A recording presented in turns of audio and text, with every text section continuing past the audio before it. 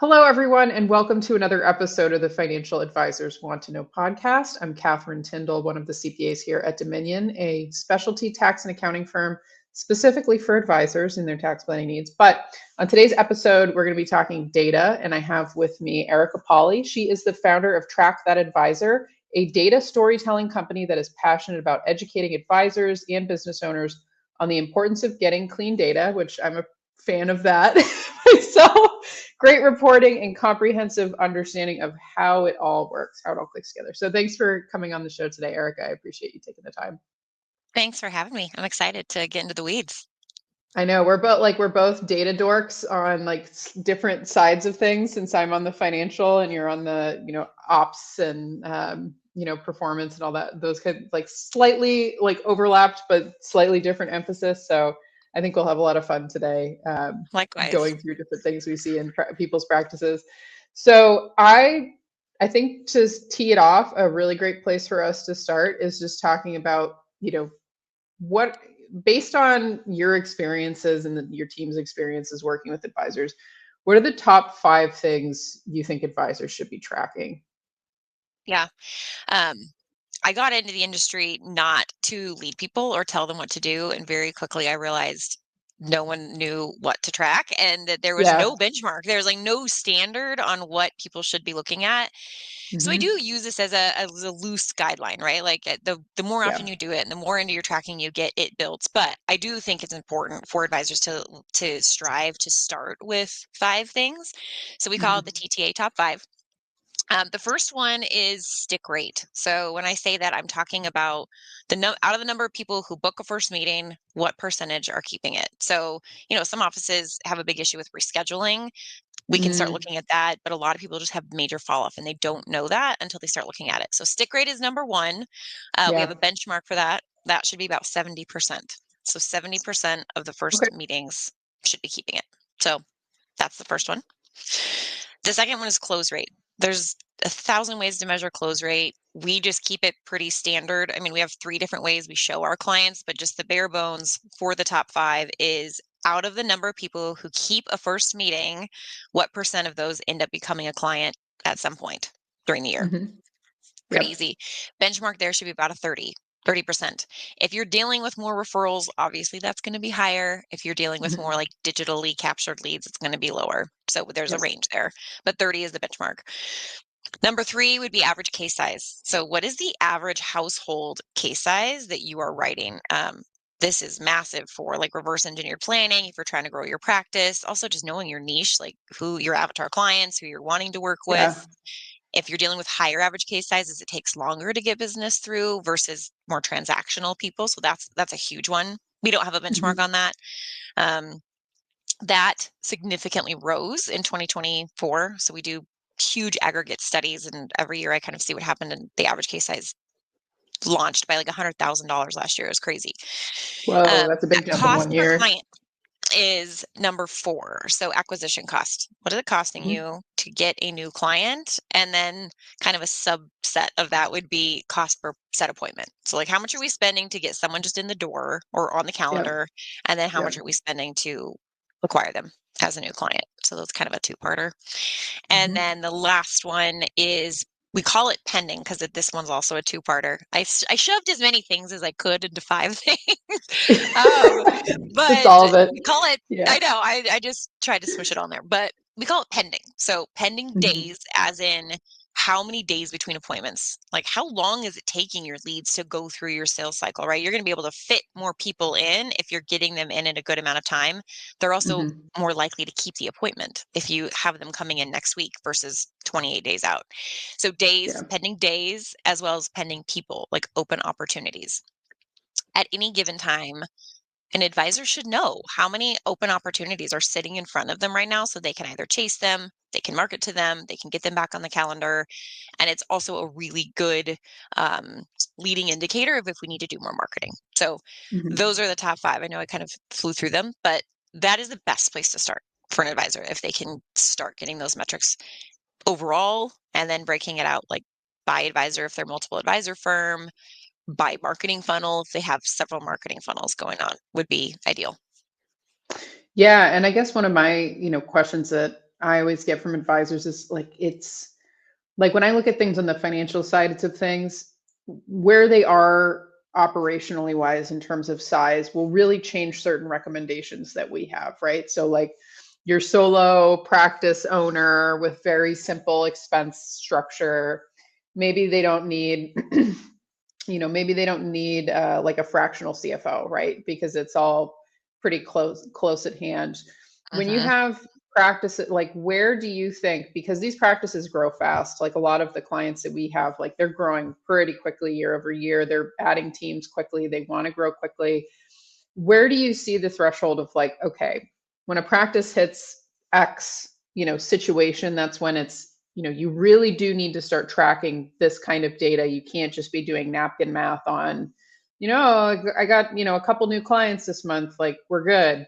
Where do you see that kind of turning point of where they shift from the operating by the seat of the pants with some of this data to no, you actually do really need this, otherwise the wheels are going to start coming off. Do you notice like a break point that practices hit either by like AUM size or team size or things like that when it really makes sense to be serious about getting this in place?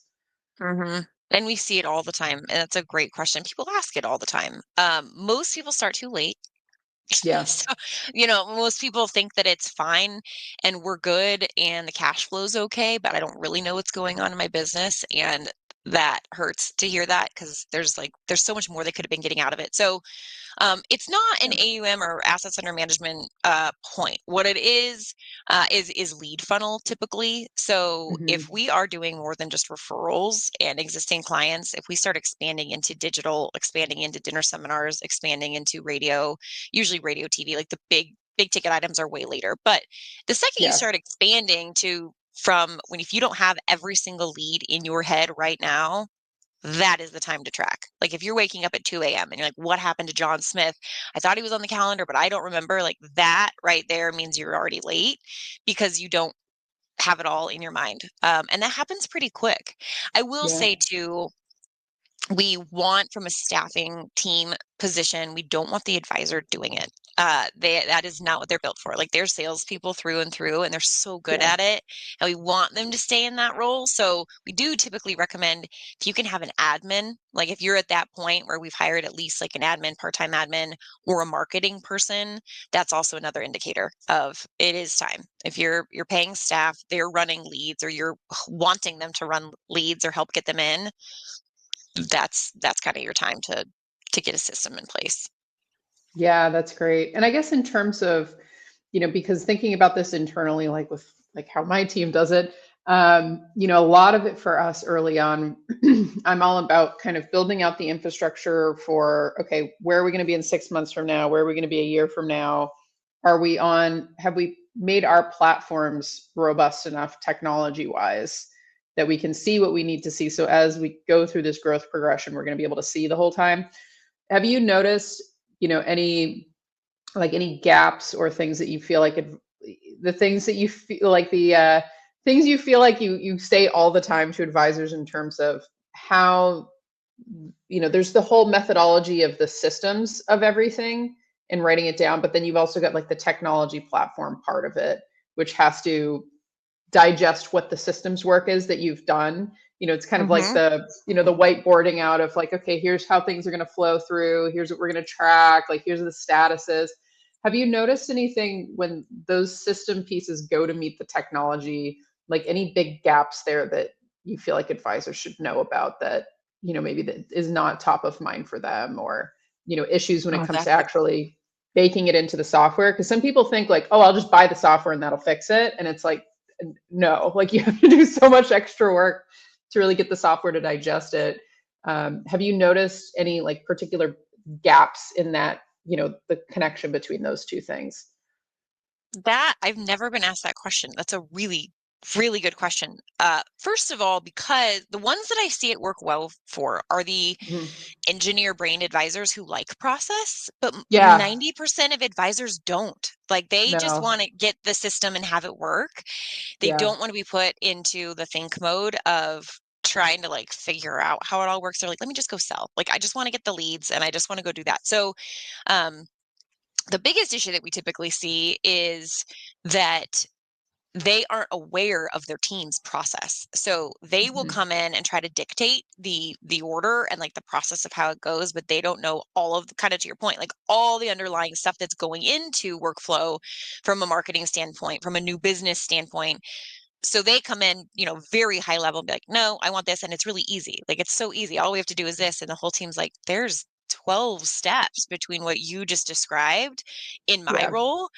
And the disservice is it's not allowing the team then to own their role, right? So Mhm. it messes with their workflow, and then ultimately the tracking is bad because no one really knows where to put the data. And then the opposite also happens. They build, I've worked with a lot of advisors who end up building some huge, robust, crazy system that they think they have like the Rolls Royce of everything, and then plug Yeah. it in, and the advisor ran it, and no one knows how to work it. And I'm like, Yep. you should have started so much more simply. So it's both. It's both. Mhm. I wouldn't say there's one area specifically. I think the overarching thing that I do see is the advisor thinking they understand the workflow and they don't. And so Mm. we typically are saying we need to work with your team. We got to work with the team. We will be their advocate and we will help them because you go do what you're really good at, which is selling and really high level stuff. And the rest of the team is going to be in the weeds. So that'd probably be the number one thing I see is them running it when they shouldn't be. Okay.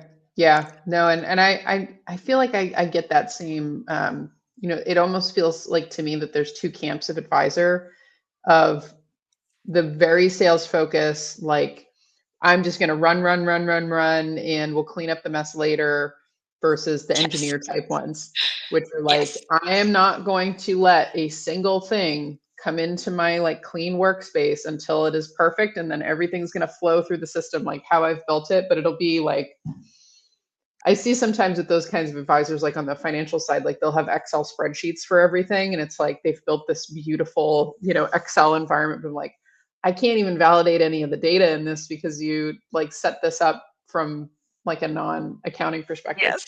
Um, Yep. so it's like I can't use this because it's not like in the language that we use for financial information. Um, so once, you've got those systems mapped out, worked with the team, the workflow pieces, in terms of like the ongoing ops and just how the organizations are growing, how they're pushing towards goals and things, I'd love to hear more about, what you mean by data storytelling, because it's not a phrase that I hear that often. And it sounds like a concept that I think could be good to elaborate on in terms of what you guys help advisors understand from the data that they're actually getting out of these systems once it's in place. Just a slight interruption in this conversation. I wanted to bring to your attention two things that are important for you to know. So, we're always at the mercy of social media algorithms. So, if you can subscribe to the show, that would mean a lot to me. Even more to me if you can leave a rating and let me know what you think about it. But we have a new newsletter that's coming out. It's going to be very active in 2025 that is specifically around tax issues that I'm seeing advisors face in their own practices, changes in legislations, and the pieces that I think are critically important for you to stay ahead of as an advisor with the new administration. So, nearby, wherever you're interacting with this, will be the link of how to sign up for our newsletter.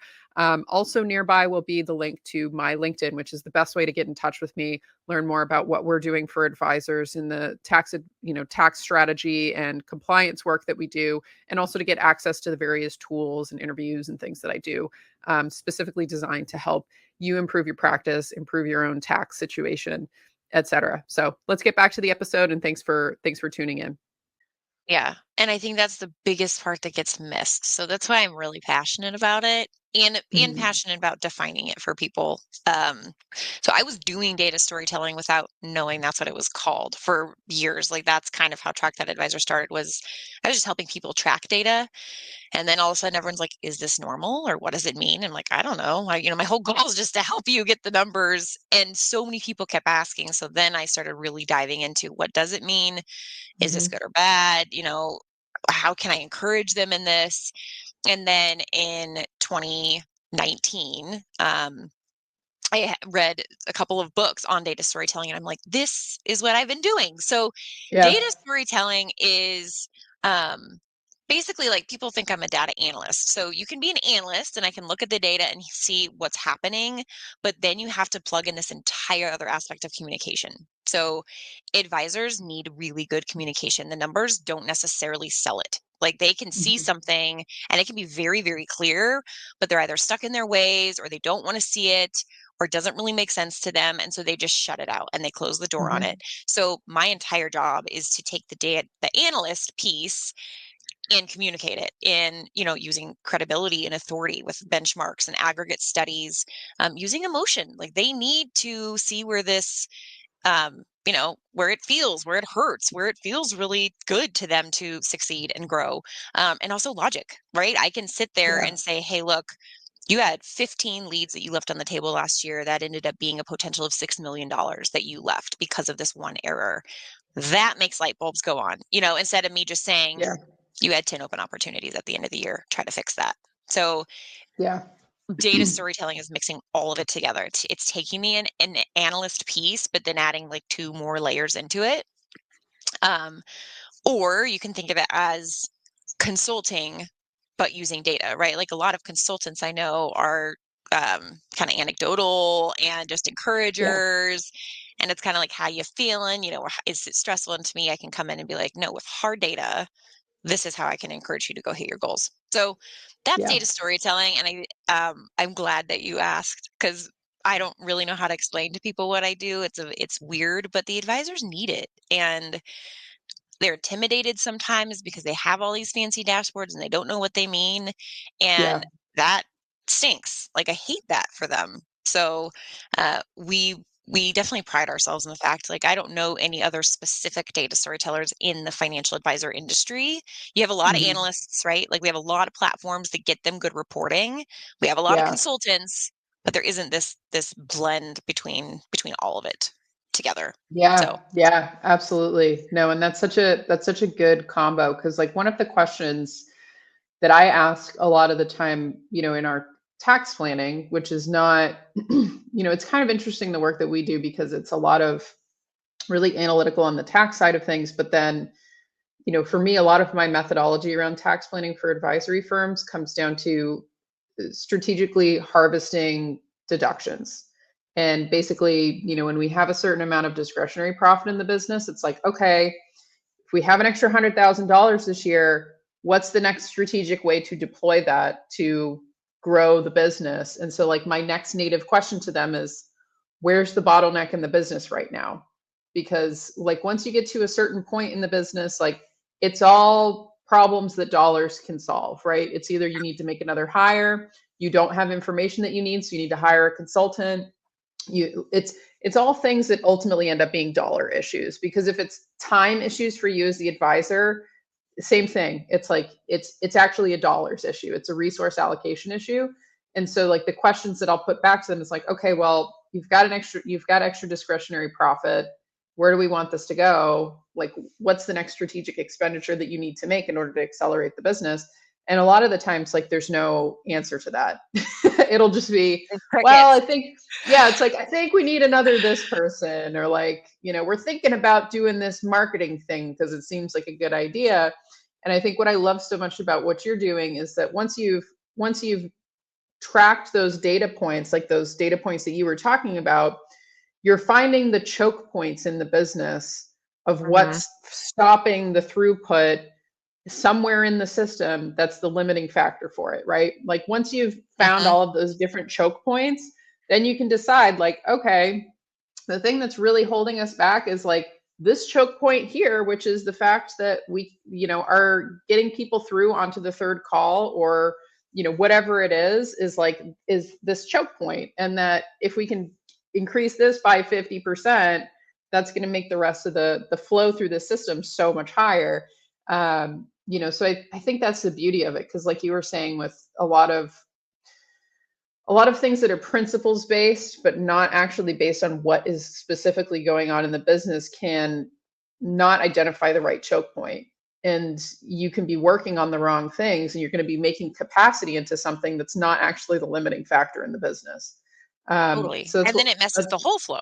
Like, it messes yeah, the whole thing up. And you're so right. And I love your approach to that, because it's so needed, and it also allows them to see that they can, right? Like I'm on the other end saying, you don't need to do more marketing. You have enough leads. You need to go hire whatever. And I'm always met with, well, I don't know, I don't know if we can afford it. And I'm like, well, get your books in order, and then you can see if that can work.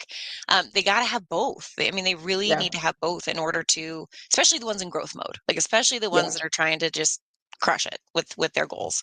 So I'm with you in agreement for sure there.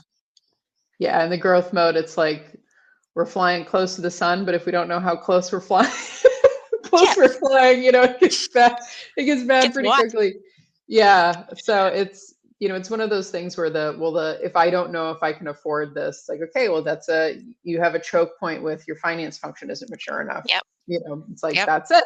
That's the next thing you need to work on. It's like, well, if I don't know if I can hire this person, it's like, well, then you probably need to hire like a fractional CFO. Like that's probably who you need to get there if you don't know that answer, if there's not a plan.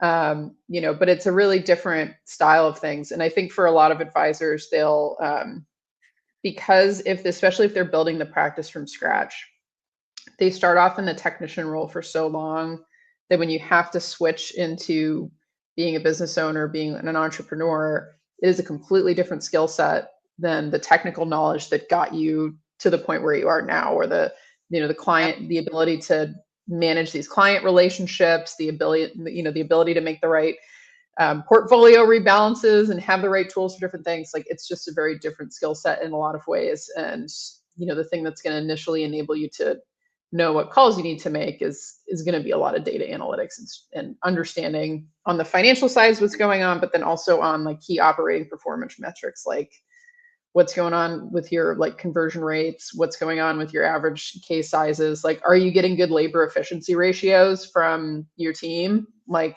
is that because of problems on your team? Is that because of you're letting people in the door who you shouldn't be letting in the door as clients? Like but you need data in order to make those calls, because I feel like once you get an organization that's beyond like a 600 to 750 top line revenue, it's just too hard to see. Like you really can't, it's hard to see if you're not tracking certain things in systems. And then especially if you're going to have multiple team members, it's like, how do you track if you're getting good labor efficiency out of them, which, is the biggest expense that you're going to be carrying besides, your tax bill. It's like, it's going to be the labor. And if things aren't moving through the system well, like it's, how are you going to know? I guess one other thing that I was interested in hitting today was talking about the difference between exploratory versus explanatory data. If you can highlight that a little bit, like what the difference is between those two and what advisors should know about that. Yeah, so that's a big part of data storytelling. And it comes into play with advisors, and a lot of them don't know it. It's just defining what they're kind of already doing, or where they're lacking. And it's probably very similar to you. I see so many similarities even in you talking. I'm like, oh my goodness, we have just see so many of the same things. So with like dashboards. Okay. So even your advisors, they get a P&L or balance sheet or whatever it is, or my advisors get a dashboard, and looking at it once a month is exploratory. So great. Like they can see what, for our case, right? You can see maybe what a stick rate is. You can see how much business you wrote. You can see what's pending. You can see your close rates. And that's good. Like that's a great first step, but most people end there. Like you send them a P&L, you send them a balance sheet, and they take a peek and they're like, oh, cool, I made X amount of profit this month. And like that's great. That's it. But there's like zero movement. And what my calling in this world is to get them move past the exploratory phase of explaining it. And for a while, you need someone else to do that, which would be which would be me, to stand in that gap and say, okay, you can look at it all day long, but most of you walk away and it doesn't affect your day to day. It doesn't inspire dreaming. It doesn't inspire movement. It doesn't inspire you to have different goals. That's the goal of the explanatory stage. So explanatory is looking at all those exact same numbers that they're getting monthly and telling them exactly what it means. Not only kind of the story that was involved and how they got there, but also how does this apply to where you're trying to go? To your point, like the bottleneck or the choke positions of like, okay, you might not feel this on the day to day, and it might look like your close rate is fine, but did you know you have one advisor who cannot close seminar leads at all? But your company has so many referrals that it hides in the close rate. Yeah. Those are things they're not seeing, right? They just see a 30% close rate and they're like, we're fine, we're hitting benchmark. But when you break it down and I show them the only reason why it's a 30% is because you have all these other referrals skewing everything else higher. Like it's Yeah. hiding within there. Yeah. That's the explanatory side, right? Like that's really helping them see kind of pearls of wisdom that's coming out of it, because data speaks. Like it's actually very loud if you're in it and you're doing it all day long. Like I can look at a dashboard of one of our clients. Sure, you can with the P&L, like immediately know trigger points, know what's going on, know what the questions I need to ask. And I really want to teach advisors to do that for themselves. Some of them, to your point, are flying so close to the sun that they don't have time, and that's fine. And I will continue to do it. But it's easy once we force them to sit down and force them to look at it and force them to engage. So that's kind of the difference. Like most people are in exploratory mode. Most people just peek at it, look at it. Thanks for the report. They Yeah. don't take that secondary step of, okay, do I know what this means? Yeah. Do I know what it's saying? And could I Yeah. actually communicate that to my team? Or Yeah, what I or want to just do like, there? what do I actually do with this, right? Like, how do I Yeah. change the behaviors that we're currently doing? Do I need to change the behaviors that we're doing? Like, do I need to start Yes. something? Do I need to stop something? Do I need to have a hard conversation with somebody? Like, I find the same thing with on the financial side all the time. Like, I had this conversation a couple days ago with an advisor who was doing, he was like, he's getting towards growth mode, but like he was doing $1 million top line a year. And we were talking about record keeping because that's part of our assessment process, is to look at all that. And he's like, oh, well, I keep a QuickBooks, but it's just because my CPA wants me to. It's annoying. If I didn't have to do it, I wouldn't do it. And I'm like, how are you making decisions? Like, how do you know how profitable, like, how do you know what you're doing? Like, if you're not, there's no analysis Tracking it. going on off of this at all whatsoever. And then at the same time, I'll see, with your point earlier with the, advisors really shouldn't be doing this stuff themselves, like hand keying stuff into, like the systems and things. Like, it's a waste of their time. And I think, like with your explanation, like on the financial side, what I experience a lot, I tell people it's like the difference between like preparing Thanksgiving dinner versus like just sitting down to Thanksgiving dinner and spending that same amount of time, right? Like if you're dealing with data that somebody else has produced, and so like your experience with it is more just on the consumption side, like initially that exploratory side, but preferably that, the actual storytelling part of it, until you're up to that point where you start to understand your own data enough and your own organization, like how your organization is interfacing with the systems that are producing the information so you can actually interpret it. Like most people, like when you cook Thanksgiving dinner, like you don't even want to sit down and eat it when you're done, because you've just been smelling it for like 4 hours. And it's the same thing, So I think, true. for a lot of the advisors I encounter. Like if they prepare their own QuickBooks and do their own bookkeeping, there's no way they're actually going to look at those reports that are getting produced out of that and then take a look at them. And then even the next step of okay, well, what behaviors do I need to change in order to get this better? Like they see it as just purely a compliance thing rather than, no, this is like the language your business is communicating back to you for you to Yes. actually understand what's going on. Like that's the whole Yeah. initial point of these things, is to be able to see and say, okay, like for me, like I'm looking at different P&Ls all day long for different companies. And so it's gotten to the point, like for someone like me, where it's like, I look at a P&L and I look at it before I talk to the advisor and before we have that conversation. Like I already know a lot of stuff that's going on in the business and like what the issues are, because I can just see it in the financial information. Like it's just there. And comparing them with other practices that are of the same size, or, oh, wow, that payroll rate is really high to that revenue. Like what's going on here? Like, did they just onboard a bunch of juniors? Like, did they just have a pricing issue? Like, what is this? I think for you, it's probably a similar thing. And I think maybe for a lot of advisors, they don't realize that you don't have to cook the Thanksgiving dinner. Like you probably don't want to, right? Like if you only have so much mental energy for these kinds of activities, then saving it for the okay, somebody's already digested this, and like, this is actually what I need to be paying attention to. Here are the problems here. Okay, let me spend my mental energy with this on making decisions about behavioral changes that need to happen, or um, Yeah. That's making the such a next good call. analogy. I might take Yeah, it. I like go for that it. a lot You can because it have is it. true. You spend all this time cooking, you spend all this time doing it, and then you're like, I'm so sick of You're it. so sick And of I know it. they feel that way. And the other thing too that I will add, they b- I think sometimes they are almost embarrassed or feel like they should know more than they do because they're in the Yeah. financial space. Like we're in a very Yes. interesting industry because It's it's so true. financial and Yeah. they are relied upon by their clients to do this.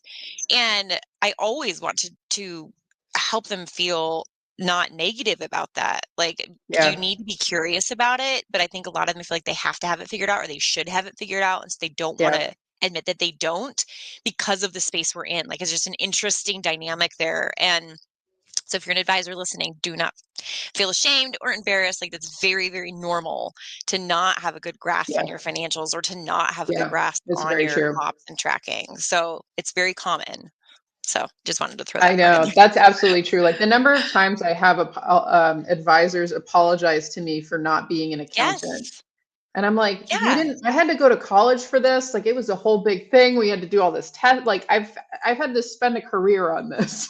It's like Yeah. you People shouldn't be all an the time are like, expert in I'm this. sorry to ask this question. Like, I'm embarrassed to ask this. And I'm like, don't, I've Yeah. done this for, 15 years. Like, hopefully you can come to me with these questions. And so, Yeah. yes. No. And I think it really comes down to knowing, I think with a lot of the advisors, it's the like knowing yourself, like knowing how you're wired, and then leaning into those strengths super hard, and then Mhm. finding other people to fill out everything else. Because Fill the if you're gaps. like awesome on doing seminars and presentations and doing education and do public speaking, like lean into that super hard, lean into the rainmaking super hard, and then just let that provide for the rest of this infrastructure to be built out underneath you, and don't feel like you need to be a master of everything, because you're just not going to have the focus to actually make progress, which is something that I've seen happen in a lot of practices. Like when I look at the different practices that we work with, or people come in and having conversations about their practices and things, like I can tell the difference between advisors who have that mentality of the like, I'm awesome at X, Y, and Z. Like I'm really good at mentoring my team. I'm really good at client conversations and making sure that like in our process, like the scripting of the way that these meetings are going is great.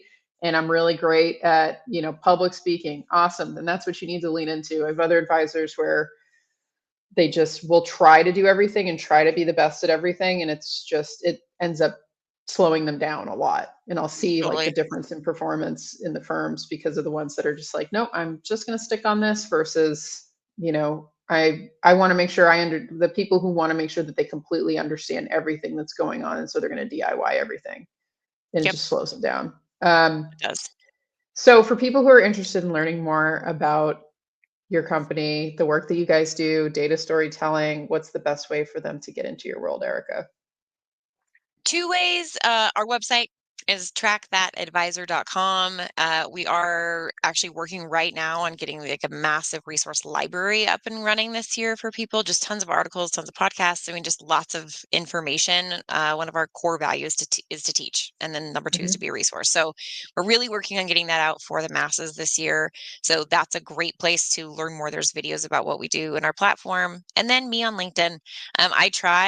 I don't do it as often as I should. Our CEO gets me in trouble, but I am trying to get like videos and content out for the masses weekly, just so that people can come there and learn little tidbits of information. So those would be probably the two. Follow me on LinkedIn, Erica Pauly, and then trackthatadvisor.com. Awesome. Any last thoughts or things we didn't hit today that you want to share with advisors who are listening? Probably the last thing, just remember that it's a journey. It is not a final Yeah. destination. It's always gonna keep going. You're always gonna have changes. You're never gonna arrive. I don't mean that to sound negative. It should be encouraging that no one has arrived, and uh keep trekking on.